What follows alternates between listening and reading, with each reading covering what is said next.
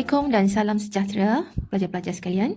Dalam siri yang sebelum ini, cikgu dah pun terangkan berkaitan dengan ubahan langsung. Ubahan langsung ialah bila mana Y-nya bertambah, nilai X pun bertambah dengan sekata. Okey, jadi untuk siri yang kali ini, cikgu akan bawakan tajuk yang kedua, iaitu ubahan songsang. Bagaimana pula ubahan songsang? Kalau ubahan langsung, bila Y bertambah, X bertambah. Okey, untuk ubahan songsang, ialah sebaliknya, iaitu apabila Y bertambah, X akan berkurang. Ataupun apabila X bertambah, Y pula berkurang. Itu yang dimaksudkan dengan ubahan songsang. Okey, berdasarkan kepada contoh yang pertama ini, bagaimana kita nak menentukan adakah Y dengan X ini berubah secara songsang? Okey, tadi dah saya sebutkan sekiranya Y bertambah, okey kita lihat dekat sini, Y-nya bertambah, X-nya berkurang. Okey, tetapi sekarang cara bagaimana untuk kita memastikan bahawa Y dan X ini berubah secara songsang ialah kita lakukan darabkan Y dan X. Okey, kita darabkan Y dengan X. 1 darab dengan 30 dapat 30. 2 darab 15 pun 30. 3 darab 10, 30. 4 darab 7.5, 30. 5 darab 6, 30. Okey, jadi apabila kita mendarabkan pemboleh ubah Y dengan X, hasil darabnya kita dapati nilainya sentiasa sama, iaitu 30. Jadi untuk contoh yang ini, apabila kita darabkan Y darab dengan X, nilainya dapat 30. Jadi kalau kita nak tulis dia dalam bentuk persamaan yang mana Y sebagai tajuk, jadi Y adalah sama dengan 30 per X. Ataupun boleh juga ditulis sebagai Y sama dengan 30 darab 1 per X. Okey. Ini bermakna 30 ini adalah merupakan nilai K dia. Jadi K-nya adalah sama dengan 30. Okey. Jadi kita nak menuliskan dalam bentuk ubahan menggunakan simbol ubahan. Jadi kita buat dia Y berubah secara langsung. Okey. Dengan X, ini ialah yang sebelum ini. Okey. Yang kita belajar dalam tajuk ubahan langsung. Tetapi kalau kita nak tunjukkan dia berubah secara songsang, jadi Y berubah secara songsang dengan X ialah kita letakkan X itu di bawah. 1 per X. Ini kita nak menunjukkan bahawa dia berubah secara songsang dengan X. Okey, jadi ini dalam bentuk ayatnya ditulis Y berubah secara songsang dengan X. Bila kita nak menunjukkan dia berubah secara songsang dengan X, kita letak X itu di bawah 1 per X. Dan bila kita nak tukar dia menjadi bentuk sama dengan, Y sama dengan, mesti ada nilai K. Jadi K sama ada kita tulis begini, K 1 per X, ataupun biasanya ditulis sebagai Y sama dengan K per X. Ini macam inilah, Y sama dengan 30 per X, di mana K-nya ialah 30. Ini nak menunjukkan dia berubah secara songsang, jadi kena pastikan yang X itu berada di bawah. Seterusnya, cikgu nak tunjukkan bagaimana bentuk graf dia yang berkaitan dengan ubahan songsang.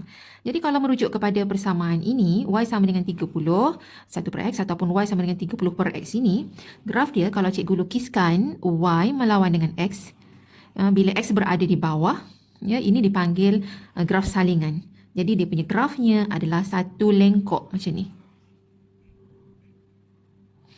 Ini dipanggil graf salingan. Tetapi bila kita nak dapatkan, kita buat graf Y melawan dengan 1 per X. 1 per X. Dan kita akan dapat dia adalah satu graf garis lurus yang melalui asalan. Okey.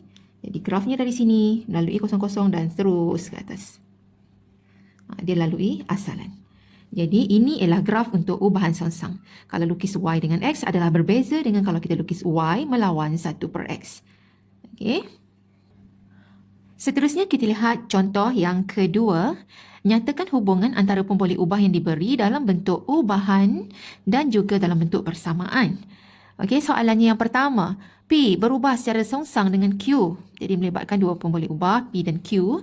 Jadi kita tulis dia sebagai P, nak tunjukkan dia berubah secara songsang, simbol masih sama, tetapi Q itu berada di bawah. Macam tu. Dan bila kita nak tulis dia punya sama dengan, inilah bentuk ubahannya. Dan dalam bentuk persamaannya, P sama dengan, jangan lupa untuk tambah K. P sama dengan K per dengan Q. Macam yang ini. Y sama dengan K per X. Jadi dekat sini melibatkan P dengan Q. Jadi kita tambah K. P sama dengan K per Q. Okey, untuk soalan yang kedua. M berubah secara songsang dengan K kuasa 2. Okey, M dengan K kuasa 2. Jadi M, simbol sama, berubah secara songsang. Tetapi untuk menunjukkan dia secara songsang itu dengan K kuasa 2, kita letakkan dia di bawah. M berubah secara songsang dengan K kuasa 2. Jadi kita tak sebut sebagai M berubah secara songsang dengan 1 per K kuasa 2. Okey, jadi kita sebut dia M berubah secara songsang dengan K kuasa 2.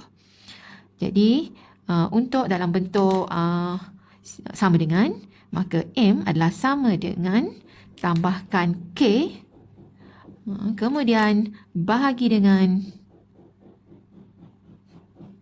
K kuasa 2. Oh, ini dah ada 2 kali K ni. Jadi cikgu tukar ya. Jadi ini M berubah secara songsang dengan R lah. R kuasa 2. Jadi di sini cikgu ubah dia jadi R kuasa 2 sebab nanti kan ada K, confuse pula. Jadi dekat sini menunjukkan M berubah secara songsang dengan R kuasa 2. Jadi R kuasa 2 tu di bawah. Kita tambah ini. Okey, kemudian yang ketiga, S berubah secara songsang dengan punca kuasa 3T. Okey, ada S dengan punca kuasa 3T. Jadi S berubah secara songsang untuk menunjukkan dia songsang. Jadi punca kuasa 3T itu kita kena letak dia di bawah. Punca kuasa 3T. Okey, ada 3 kat situ. Jadi untuk tuliskan dia dalam bentuk persamaan, maka S sama dengan K per dengan, letak ini, punca kuasa 3T. Okey, jadi beza dia dengan yang sebelum ini, kalau kita nak tulis ubahan yang langsung, okey, kita letak sama je, ya, macam ni. Y berubah secara langsung dengan punca kuasa 3T. Kalau kita tulis macam ni, ini ialah dia buat Y berubah secara langsung dengan punca kuasa 3T. Tetapi kalau dia Y berubah secara songsang, okey, punca kuasa 3T itu kena letak di bawah untuk tunjukkan dia songsang, dan bila tukar sama dengan, jangan lupa ada K di atasnya. Okey. Soalan yang ketiga, diberi Y berubah secara songsang dengan punca kuasa X dan Y sama dengan 3 apabila X sama dengan 36. Hitung nilai Y jika X sama dengan 81. Okey, jadi di sini kita buat yang ni dulu. Okey, jangan tengok dia punya nilai ni dulu. Diberi Y berubah secara songsang dengan punca kuasa X. Jadi untuk tuliskan dia, Y berubah secara songsang dengan punca kuasa X. Bila disebut secara songsang punca kuasa X, ini kita letak di bawah. Kenapa di bawah? Sebab ada perkataan songsang.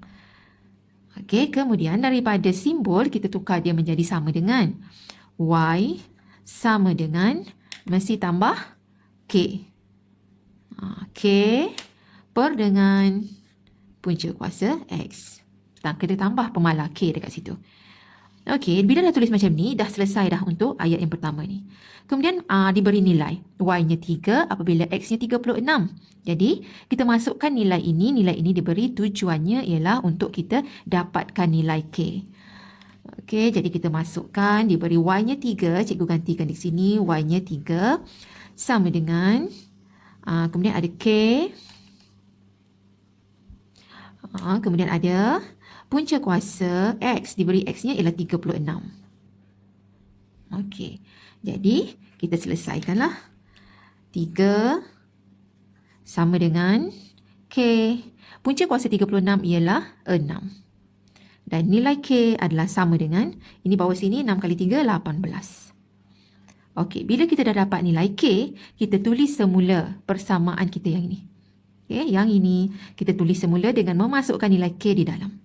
Jadi bermaksud, dia jadi Y sama dengan K-nya ialah, kita dah dapat 18 per dengan punca kuasa X.